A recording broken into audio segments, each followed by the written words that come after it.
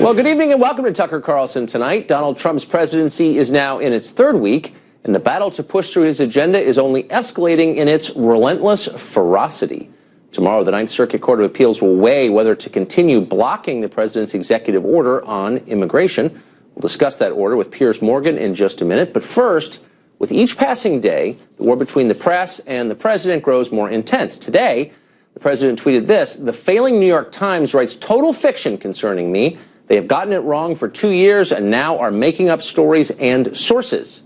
And this morning he tweeted this: "Any negative polls are fake news, just like the CNN, ABC, NBC polls in the election. Sorry, people want border security and extreme vetting." Well, one media outlet with a particularly antagonistic relationship toward the president is CNN, the cable news network, which labeled Trump fake news more than once. Piers Morgan is editor-at-large with DailyMail.com. He's the former face of CNN. And by the way, he won Celebrity Apprentice back when a certain future president was its host. He joins us now from L.A. Piers Morgan, thanks for joining us. Pleasure. So, that just shows what good judgment he has, right? Yes, and I always forget that, but what a cool thing to have on your CV. So I remember well when you were the face of CNN. I watched your show a lot. I didn't always agree with you, but I always thought you were straightforward. If you thought something, you just kind of put it out there and said it. So you left 3 years ago. Since then, thanks to WikiLeaks, we've learned a lot of detail about CNN colluding with the Democratic Party during this election. Were you shocked by it? I was a bit, yeah. I mean, I don't know how directly involved CNN were, but I do know that when you look at what happened with Donna Brazil and some of the other characters involved, it stank, frankly. And, you know, it brought to light, I think, Donald Trump's main beef with the media, which is that it's a two-way street, this question of respect and honesty. Yeah. And he has felt for quite some time, I think, that a lot of people in the mainstream media, for want of a better phrase, are absolutely determined to bring him down. And I think he's got a point. I think some of them absolutely are. And they were in the tank for Hillary Clinton. Their candidate didn't win. And now they are utterly determined to bring the Trump presidency crashing down. So you have a war between the media and the White House, the like of which I've certainly never seen before. And it's pretty dangerous all round. So I think there's a difference, though, between having a perspective and stating it clearly, as you do, as I try to, and in a subterranean way that's cloaked from public view, coordinating with the political party. So we learned in WikiLeaks the Donna Brazil story, as you know, where she got the debate questions ahead of time. We also found out that the DNC research director was consulted by CNN for questions to ask Ted Cruz.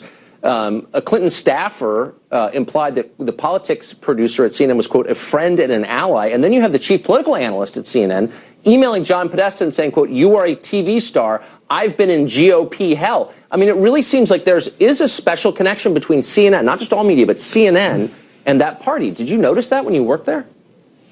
Well, to be honest, and to be fair to CNN, you know, I spent 4 years there. I think the vast majority of people that work at CNN, particularly the anchors, do have great integrity, and I don't think they would want to be party to any of this kind of stuff. But I definitely think there were people lower down the food chain, perhaps, who didn't have such scruples and who were absolutely, I think, determined that Trump wouldn't win. And bear in mind that the history of this, from the moment that Donald Trump decided to run, you know, he was, for about 4 or 5 months, the only gig in town. CNN and all the other networks were racing to give him as much airtime as they could possibly give him. This, of course, fueled the monster. And then when the moment came when they thought, oh, God, hang on, he might actually win, then rather like Dr. Frankenstein, they thought, we've got to kill him off. But by then, Trump, the nominee, was gone. He was off and racing around America. And he became unstoppable. And I noticed in the last few months of that campaign, it got more and more virulent. You know, papers like the New York Times, frankly, I thought were a complete disgrace. They weren't even pretending to be anything but in the tank for Hillary Clinton. And I found that as a journalist pretty obscene to watch, actually. So for the New York Times and others now to be saying, oh, poor us, you know, we're the innocent parties here. Donald Trump is annihilating the media and breaking down the First Amendment and so on. It's pretty rich, I think, given the way that they themselves conducted themselves as the supposed paper of record. So I think that there is fault on both sides here. I think that it is dangerous and toxic, and I think that the media have got to start showing President Trump a bit more respect, and he in turn and his White House operation have got to show the media a bit more respect, and they've all got to move on. Well, it's certainly within bounds, I think, for news organizations to call out politicians on statements that are false, and I think Trump has made a few, and I don't have any problem with reporters saying, whoa, wait a second, prove what you say. But it's the orientation that shocks me. It does seem like a lot of journalists see their role not as to report the news, but as to affect the outcome of an election. Has that changed in the decades you've been in the business? Yeah, but look, I mean, in Britain, for example, we have a very free press, and you have papers which are very obviously partisan to political parties, be on the left and the right. And it's pretty balanced down the middle. There are as many left-wing papers in Britain as there are right-wing. In America, what I don't like is this pretense from papers like the New York Times that somehow they are completely beyond any reproach when it comes to their coverage, that they are completely neutral. They're not neutral. I remember in the middle of the campaign picking up the New York Times and reading it from cover to cover. There were 11 different stories and letters and comment op-ed pieces about Donald Trump in that one edition of the New York Times.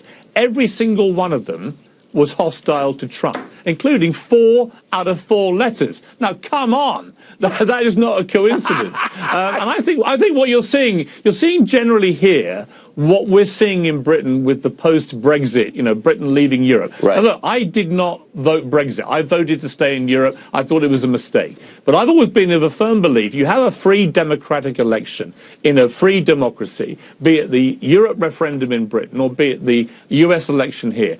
And if somebody wins, they win.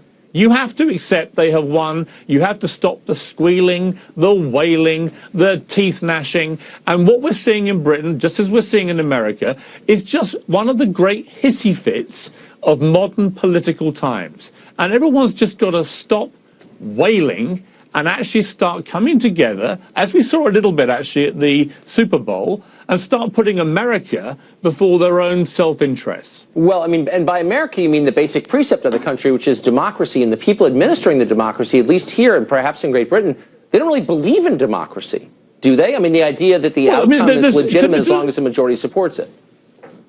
Right. I mean, that is the essence of democracy. And I would be more left than right, as I'm sure many of your viewers would have gleaned from my time at CNN. Yeah. I'm absolutely not a traditional conservative.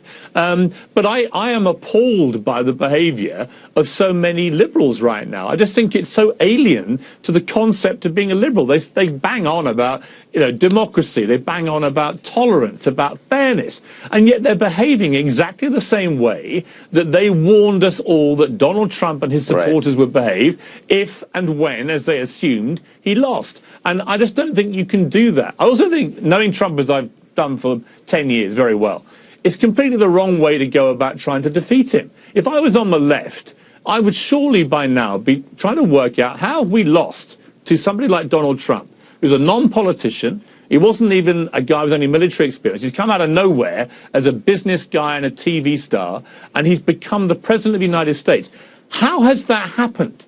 And the reality is that for all the fancy talk about Barack Obama being this wonderful president, actually, in the polls before the election, over 70% of Americans said they were unhappy with the direction of the country. And Hillary Clinton was a terrible candidate who offered nothing new, nothing fresh. And I was doing a documentary series around Florida and Texas throughout last year. I spent a lot of time in those states, and I could feel the Trump phenomenon as it was happening in real time. And it really came down to this. They thought that Donald Trump cared about the stuff they actually cared about. And that's how he managed to resonate. And he won. And he won fair and square. So my message to the left is, if you want to try and beat Donald Trump, then do it democratically and stop trying to delegitimize him. Stop trying to make every tweet, every statement, every comment he says the Armageddon of the world, and just try and apply some rational political common sense to defeating your opponent. We seek that every night on this show. So I think a lot of Americans look to Europe and the UK and they say it's changed an awful lot in the past 40 years. I know this as a regular visitor to your country and others. And it hasn't gotten better. And part of the reason it hasn't gotten better is because of the immigration policies in Europe. Those countries are more divided. They're more dangerous. They're less happy and they're poorer. How do we, I know you're against the president's executive orders on immigration, but how do we prevent what's happened in the UK and Sweden and Germany and France from happening here? Well, let me first of all say that I absolutely agree with Donald Trump that the threat from Islamic terrorism is very real and very dangerous. And he's quite right to cite what has happened in Paris twice, in Nice, in Brussels, as examples of where the massive amount of migration through Europe has created a lot of turmoil, a lot of unease, a lot of insecurity amongst the people, because no one's really quite sure who all these people are, where they're coming from, what their motivation is. So Donald Trump is absolutely right, I believe, to want to protect America as his #1 mission statement right now. And he's absolutely right to say that Islamic State presents a real and very dangerous threat to America. And he's absolutely right, thirdly, to look at what's happened in Europe and say, how do we avoid what has happened there, particularly in, say, Germany, with 1 million people being let into the country and then all hell breaking loose? How do we stop that coming to America? Where I disagree with him is just in the implementation of this ban, where it seemed to me perverse to not include countries like Saudi Arabia and Pakistan and Egypt and others, which foment so much terrorism.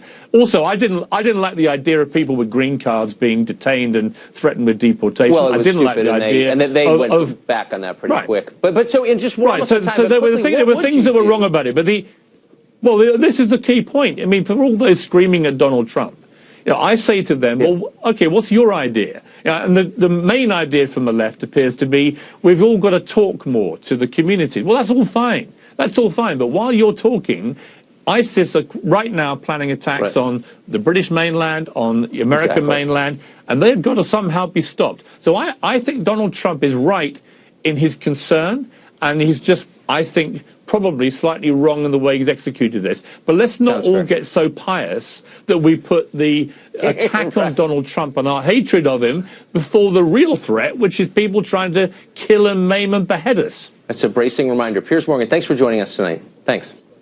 Pleasure.